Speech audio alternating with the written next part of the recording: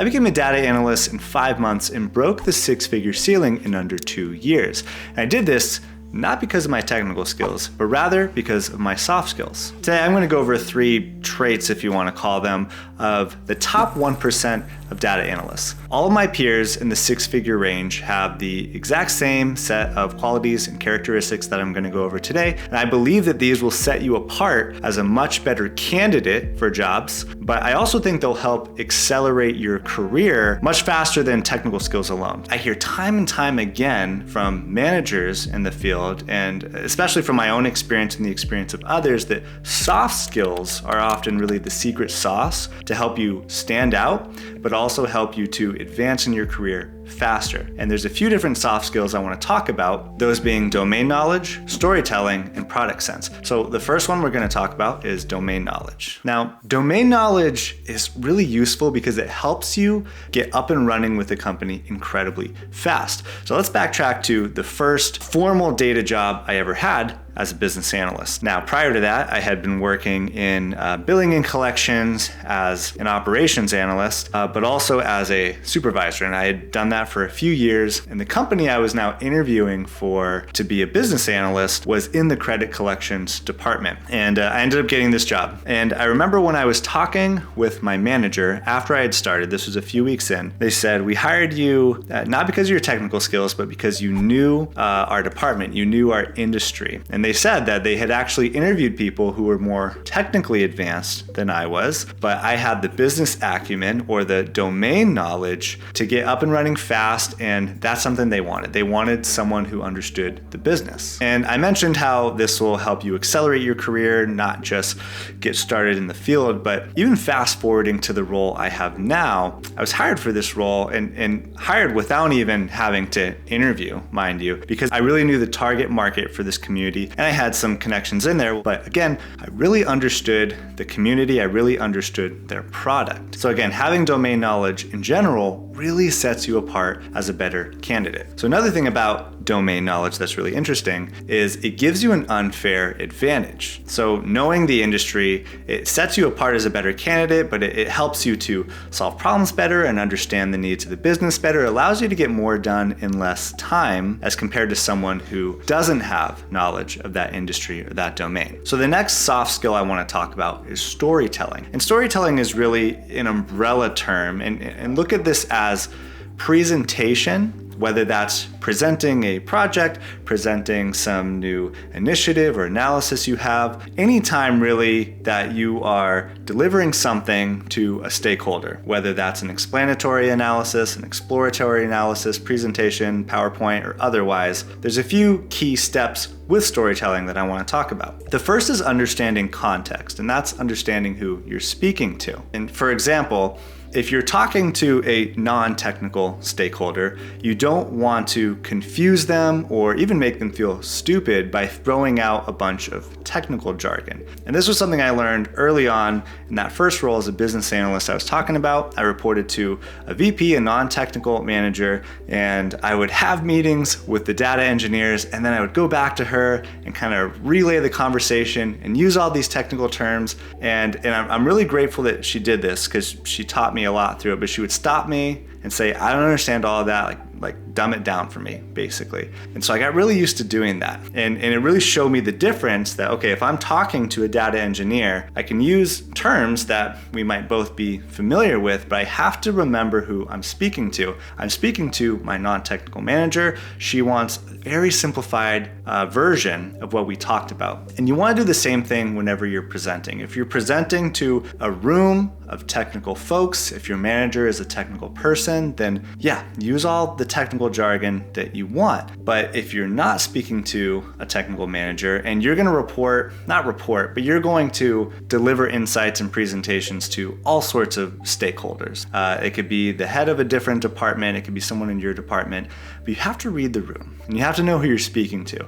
This goes for your presentations, but it also goes for any kind of requirement gathering interviews that you have with them. Understand context of who you're talking to. The second piece of storytelling I want to talk about is actually presenting effectively. And there's a 3-step framework to this: what, how, and why. So why do we start with the what? Well, the problem is most people start with how. You begin a presentation, you start talking about how you put together the analysis and how you got to what you did, and you're already losing people when you do that. The thing is, as much time and work that may have gone into your analysis, no one cares. No one cares.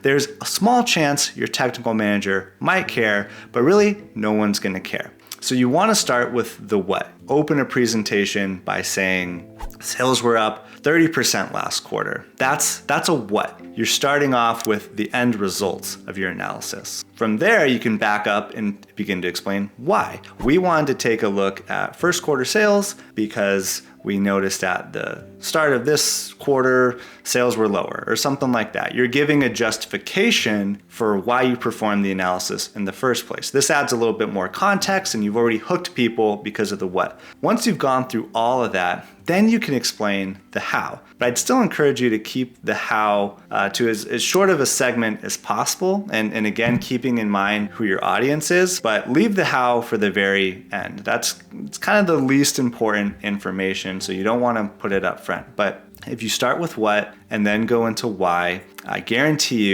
you're gonna grab people's attentions in any kind of presentation more quickly, and it's gonna make you a better speaker overall in the context of these situations. And the third piece of storytelling I wanna talk about is advising action. So the thing about presentation or storytelling is that most people stop at just delivering the analysis, but you want to take that a step further and advise action. So if you go through your whole presentation, you explain the what, the why, and the how, and then you end with some sort of suggestion for a direction. So based on this analysis, we should drive our content marketing harder in Q2. Something along those lines. Wrapping up whatever you're talking about, whatever your presentation is, by advising some sort of action, this gives those you're presenting to additional insight into what they can do to succeed in their business more or whatever they're doing. But it also just ties a nice little bow on your analysis and your presentation overall.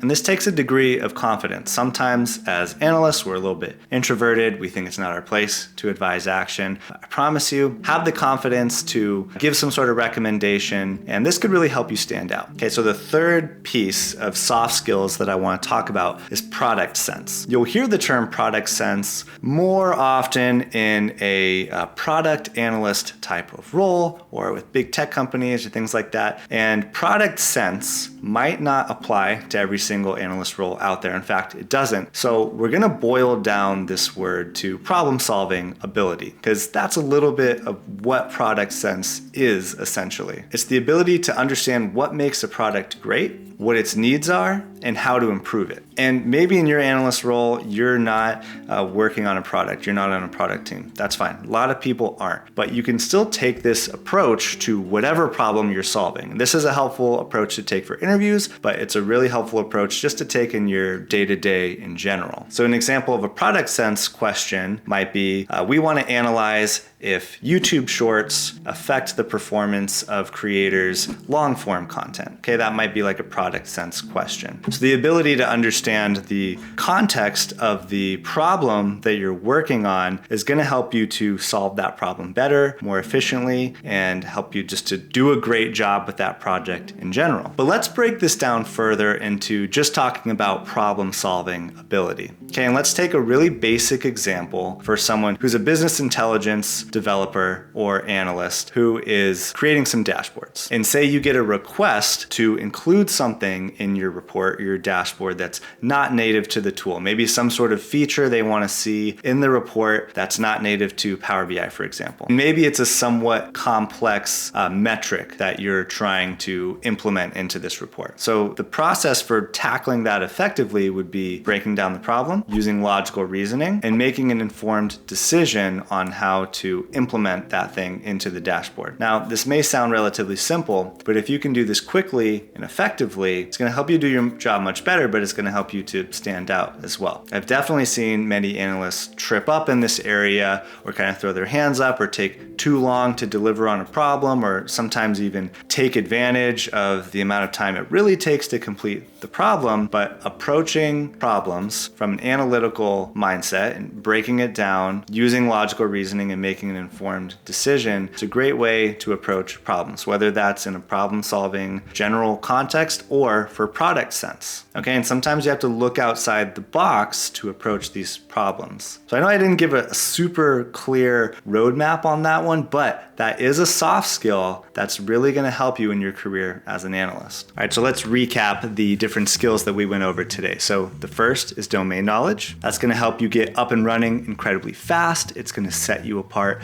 as a better candidate, and it's overall just going to help you solve problems better having that knowledge. The second thing we covered is storytelling. So that's understanding context, knowing who you're speaking to, presenting effectively, and also advising action. The third thing we covered is product sense, or problem-solving ability if we want to keep it general. So that's the ability to understand a product, knowing what makes it great and how to improve it. And in a more general sense, again, it's breaking down a problem, looking at it analytically, and determining the best course of action. So there you go. Those are the three soft skills that I believe the top 1% of all analysts have, and the highest performers and the highest earners have in the data analyst field. Hope you enjoyed this video. If it was helpful, please like and subscribe, as that does go a long way to help the channel. Over here, I'll have a video linked on data analyst salaries, where we go over different data analyst salary ranges across industries, across locations. We also go over other types of data jobs like data engineering, data architecture. Really great video, and we did a lot of research on that one, so definitely check it out, and I'll see you in the next one.